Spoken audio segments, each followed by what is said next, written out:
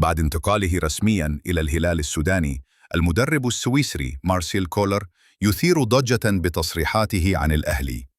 كولر الذي قاد الأهلي لتحقيق العديد من الإنجازات عاد للحديث عن فترته مع الأحمر بعد توليه المهمة الجديدة في الهلال.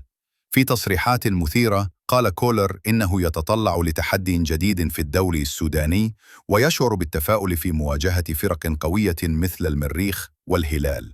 ورغم حبه الكبير للأهلي إلا أنه أكد أن مهمته مع الهلال هي الأولى حالياً، وأنه يسعى لتحقيق النجاح في السودان مثل ما فعل مع الأهلي. كان لكولر دور كبير في نجاح الأهلي وتحقيق البطولات، ولكن اليوم هو أمام تحدي جديد في أفريقيا. هل ينجح كولر في قيادة الهلال لتحقيق البطولات؟ وهل ستستمر هيمنته على الساحة الأفريقية؟ شاركونا آراءكم في التعليقات. من يتوقع أن تكون محطته القادمة؟ وهل ستظل الذكريات مع الأهلي في قلب كولر؟